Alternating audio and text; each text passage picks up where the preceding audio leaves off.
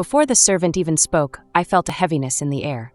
Some stories carry danger, some carry pain, but a few carry chains broken by heaven itself. "Grace," he whispered, his eyes trembling, "if they find out I told you this story, I will be hunted, but the world must know what happened in that palace."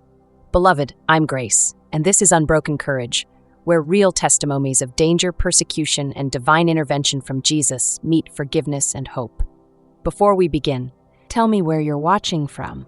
Your comment may encourage someone who feels trapped today. Now lean closer because this story is one the kingdom tried to bury. The servant's name was Yusuf. He worked deep inside the royal family's private wing, the place where secrets stayed trapped behind marble walls and guards never smiled. He told me, "Grace, in that palace, the king's word was life and death." One night, a rumor spread among the servants like a spark in dry fields. The crown prince was ordered to marry his own sister. Not because of love, not because of tradition, but because of a prophecy the royal astrologer gave the king. "Only a union of royal blood," the astrologer declared, "will secure the throne from destruction." Yusuf looked at me with tears gathering. We didn't understand how dark it was until we saw it with our own eyes. Prince Kareem was different from the others, quiet, gentle, the kind who apologized to servants and always helped the youngest stable boys train horses. But after the order was given, his face changed. He paced the courtyard at night, he refused food. And his eyes, Yusuf's voice cracked. Grace, his eyes looked like they belonged to a man already buried. He begged his father to reconsider. He begged the astrologer to withdraw the prophecy. He begged the council for mercy. No one listened. Because in that kingdom, honor was a prison and tradition was a weapon. Princess Samira, the prince's sister, was gentle, educated, and deeply compassionate. She had dreams of leaving the palace someday, dreaming of traveling the world, longing for a real marriage with someone who saw her as a human, not a royal pawn. But the order crushed everything. Yusuf said, "I saw her cry until she fainted. She kept whispering, 'This cannot be God's will. This cannot be God's will.'" The palace women locked her in her private chambers so she wouldn't escape. Samira prayed in secret at night, asking God to rescue them. She didn't know that rescue had already begun. 2 days later, the king ordered all palace servants to prepare the secret ceremonial courtyard. Torches were lit. Musicians stood ready. Officials gathered with scrolls. Yusuf's hands shook as he described it. They dressed the prince in white. He was shaking so violently that 2 guards had to hold him up.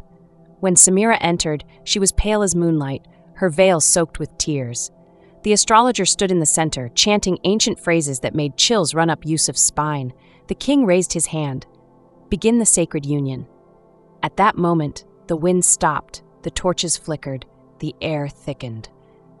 And then, everything changed. Yusuf told me, his voice dropped low. "Grace, we saw something no human should see and live to tell." As the astrologer raised the ceremonial scroll, a blinding white light burst into the courtyard. It wasn't fire. It wasn't lightning. It was presence. Every guard dropped to the ground. Several screamed. The musicians threw down their instruments. The astrologer collapsed backward, convulsing. And in the center of the courtyard, a tall, radiant man in white stood between the prince and the princess. His face was bright, too bright to describe, but peaceful. The light radiated from him like a living flame. He lifted one hand, and the chains holding Kareem and Samira without anyone touching them. Guards tried to run, but fell on their faces. Officials tried to speak, but their voices vanished. Yusuf whispered, "It was Jesus. Grace, it was Jesus himself." The man in white spoke, not loudly, not harshly, but with a voice that felt like thunder wrapped in love. "You will not pollute what I have created. You will not bind what I have freed." The king collapsed, covering his face. The astrologer shrieked and fainted. Kareem and Samira clung to each other, not in fear of each other, but in fear of the glory before them. Jesus turned toward them with tenderness. "You are mine, and I have a purpose for you." Then he vanished. The courtyard was silent except for the sound of trembling.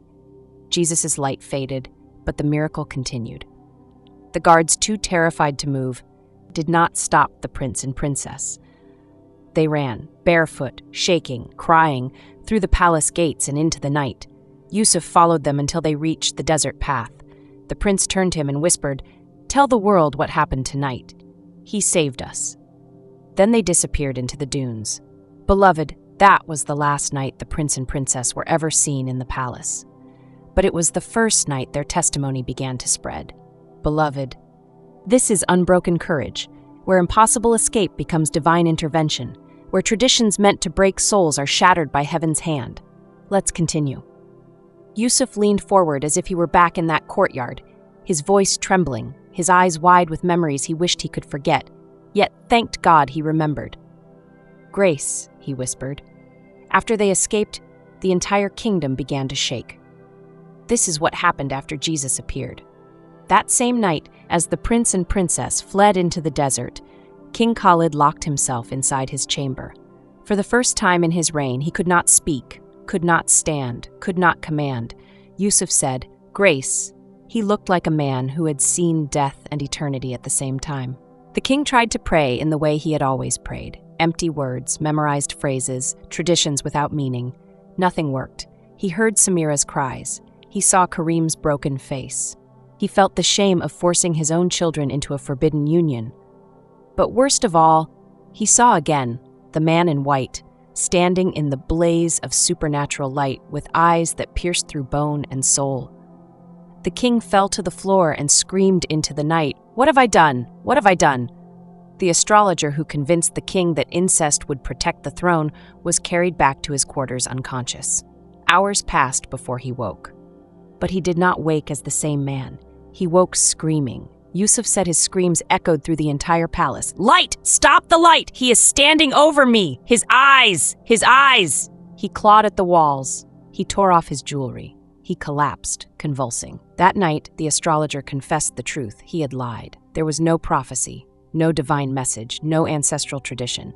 He had manipulated the king for power, money, and influence. But now he saw his deception facing judgment. The king collapsed in horror.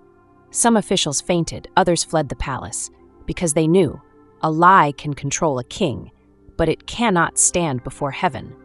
Servants whispered in terror. The king's children were rescued by Jesus. The man in white appeared in the courtyard. The astrologer went mad after seeing him. The prince and princess were taken by God into the desert.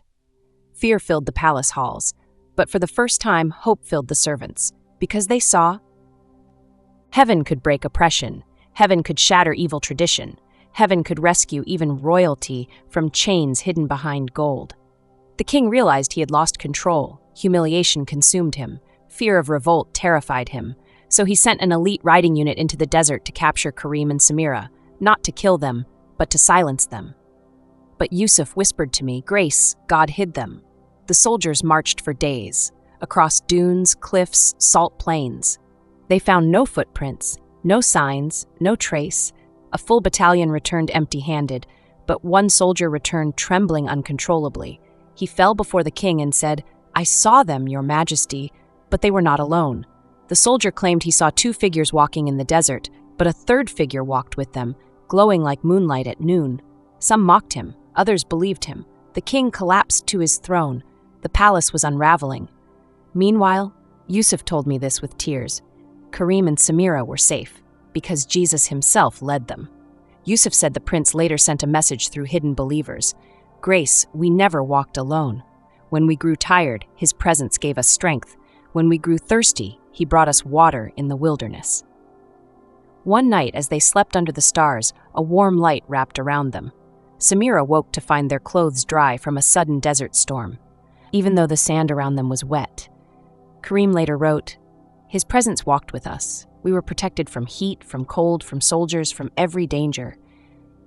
They were led to a small, hidden house of underground believers in a mountain region. There they found refuge. There they found scripture. There they found peace for the first time. Back at the palace, the king finally broke. He walked into the courtyard where Jesus appeared. The same place the forced ceremony had been stopped. He fell to his knees with no guards, no servants, no crown, only a broken father. He wept until sunrise.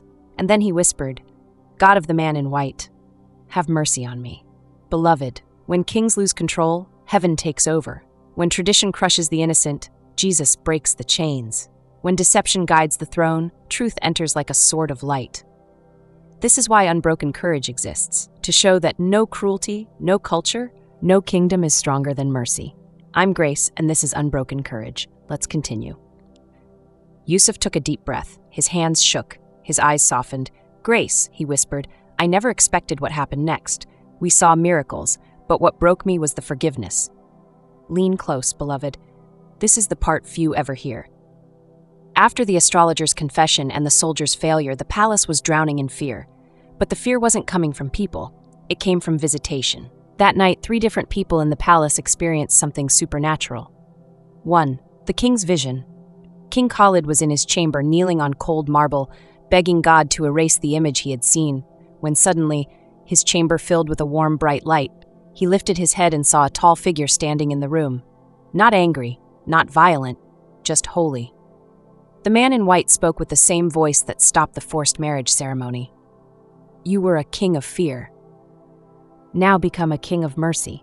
The king burst into tears. Where are my children?" he begged. The man replied, "I have hidden them in safety. When your heart is ready, they will return." Then the light vanished like sunrise dissolving a shadow. 2. The queen's dream. Yusuf said the queen woke screaming, crying out her children's names. In her dream, Samira was standing in a field of light, smiling, free, untouched by shame. A gentle voice whispered, "She is mine, not your prisoner." The queen wept until morning. 3. Harith's collapse. Prince Harith, the brother who supported the forced marriage, had the most terrifying experience. He woke to find his room filled with a golden glow. He looked up and saw the man in white standing over him. Harith screamed and curled into a ball, but instead of judgment, the man touched his shoulder. The moment his hand rested there, Harith saw every wicked thought he had ever nurtured: jealousy, pride, cruelty. But he also felt forgiveness sweeping over him like a warm ocean tide. Harith sobbed uncontrollably. "Forgive me, forgive me, forgive me." The man whispered, "Your brother already has." When Harith looked up, the room was empty, but his heart was no longer the same. 1 week later, Yusuf and 2 other servants were ordered to escort the king quietly to a hidden courtyard near the palace gardens. The king trembled as he walked, holding no crown, no scepter, just shame and longing. He waited in the courtyard alone, and then, footsteps. 2 figures stepped out of the shadows. Prince Kareem and Princess Samira, wearing simple desert clothing, dust on their robes, but glowing with a peace Yusuf could not explain. The king dropped to his knees instantly. He sobbed like a broken child. "Forgive me, my children, forgive me." Samira covered her mouth, tears spilling. Kareem rushed forward and lifted his father from the ground. "We forgive you, Father, because the one who saved us forgave us all." The king collapsed into their arms, weeping uncontrollably. Yusuf said the moment was so holy, he felt like he was standing on sacred ground. As they held each other, a sudden warm breeze swept through the courtyard. The torches flickered, not from wind but from light. A soft golden glow appeared above them, and for a moment, the outline of the man in white shimmered in the air. No face, no voice, just presence. Samira fell to her knees. Kareem bowed his head. The king covered his face. Yusuf whispered, "Grace." It felt like heaven came down to seal their forgiveness. The king lifted his head, tears dripping from his beard. He whispered, "No more lies, no more forbidden traditions, no more forced unions, no more cruelty in the name of honor." He stood and placed his hands on Kareem and Samira's shoulders. "You are free. You will go where he sends you." Kareem bowed in gratitude. Samira wept openly.